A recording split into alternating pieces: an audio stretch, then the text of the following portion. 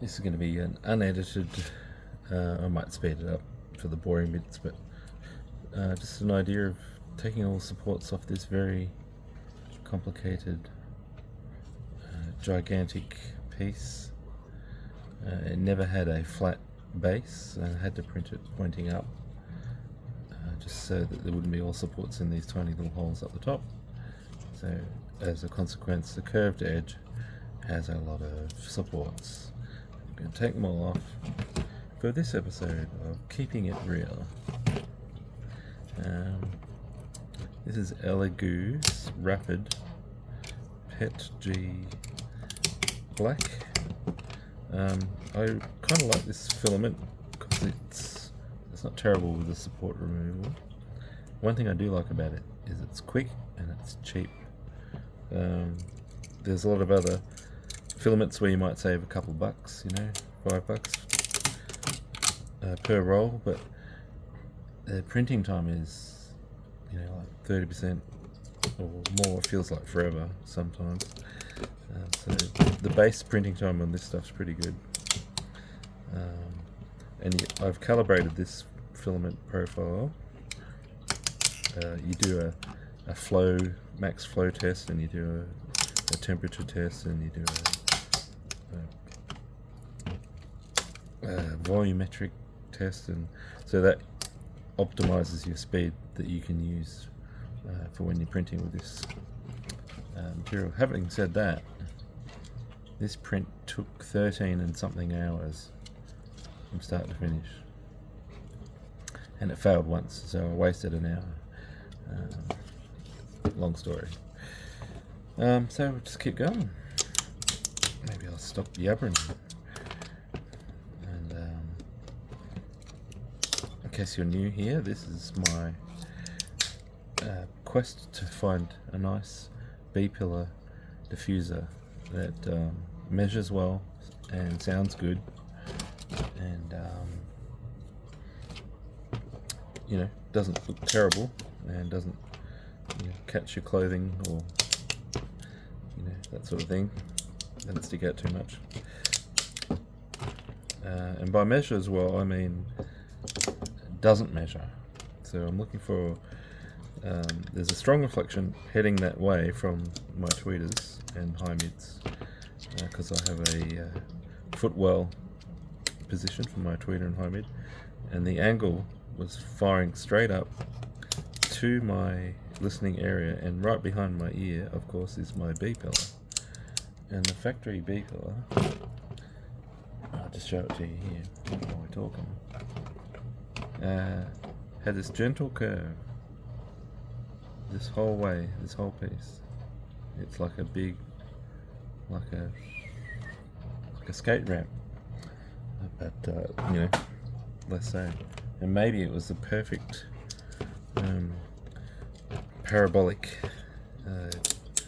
reflection of the driver's footwell into my ear. So without it, even without the panel, was like an 80% improvement. So I've just been trying to make other panels to fill the space. And this is where the actual seatbelt goes through this bit. This is only half the model, by the way. Yeah, what else did we try? We actually tried, I tried some QRD diffuser panels and all sorts of other things on top, like the panel was still in the car. So this one is all about panel replacement. And yeah, it's been a fun journey. I like this sort of stuff. So as far as cost of filament goes, this whole model would have been, I'm guessing, 600 grams of filament, which is less than one roll. And a roll of this, you get it on special, maybe sometimes $19. The usual price maybe 20 something. So yeah, it's for less than a latte and a croissant. You get to try out things, and I really I really do listen to all of my prototypes, and some of these diffusers have given me a real appreciation for the idea of diffusing sound from a highly reflected area. So instead of leaving them untreated, it's better to treat it. And there is a couple of trains of thoughts for dealing with strong reflections in an acoustic environment. And you can go with absorption, and you can go with diffusion, but you need a diffuser to do the frequency range of what you need to diffuse. So this is not a bass diffuser, this is not a low mid diffuser, this is a high mid diffuser. So I put the parameters for this QID to hit 3500 cycles or hertz, and they say that you can design it for a set frequency and you'll get an octave or two below and an octave or two above diffusion, where the sound enters and different amounts of it enter different channels, or they call them wells, and it takes longer for the sound to come out of here than it does to come out from out of here, and it takes shorter to come out of here, and it's mathematically set so that they come back and start to cancel each other out, like in the phase rotation, therefore minimizing them at the angle of reflection. And of course every different frequency has a different amount, and also the whole thing is not designed from here to here, and so they're all doing different amounts of frequency cancellation the whole way down the panel, because you can't just willy-nilly eyeball it and do a random set of blocks. You have to actually use the mathematical formula, which somehow works it out with quadratic residue. They somehow round off numbers after squaring them together and blah blah blah, and they use what's left over because that's the most effective part of the whole cancelling thing. These ones coming out of here quite well. I haven't had any real stubborn things yet. Yeah, I think I'll just put it in fast forward for you. I ran out of stuff to blab about.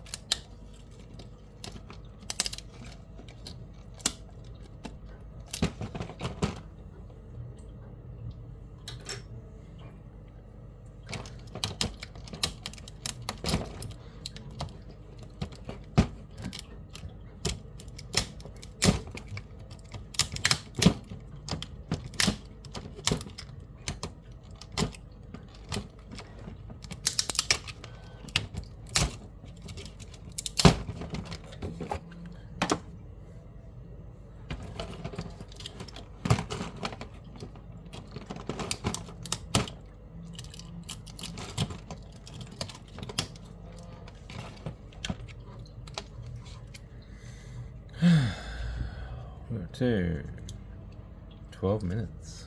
Shit.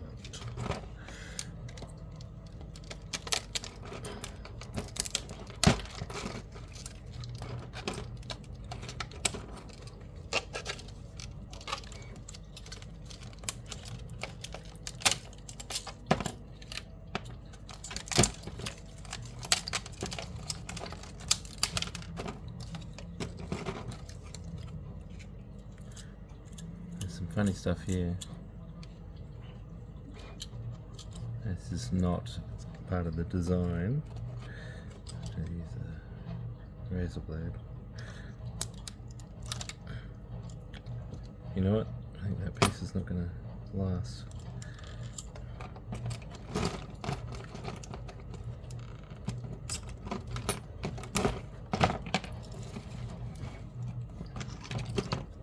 Probably some scissors.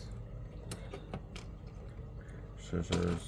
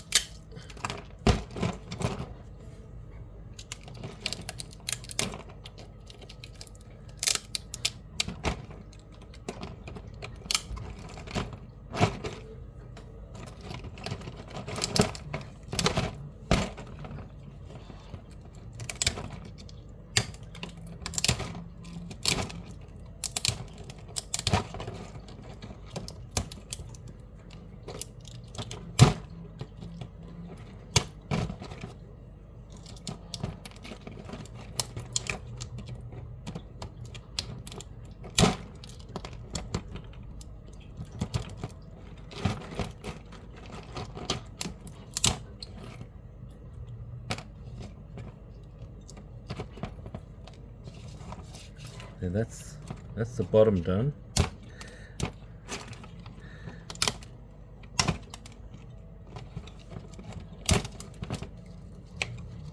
There's just some internal bits that, because this is a prototype, I'll probably just leave them. They're just like when I was making the shapes, I left a gap accidentally. So that's filled with supports here. But I've got the bottom surface, I've got the top surface, I don't need to go hunting. Same with that. There we go, it's keeping it real, 15 minutes 40 seconds.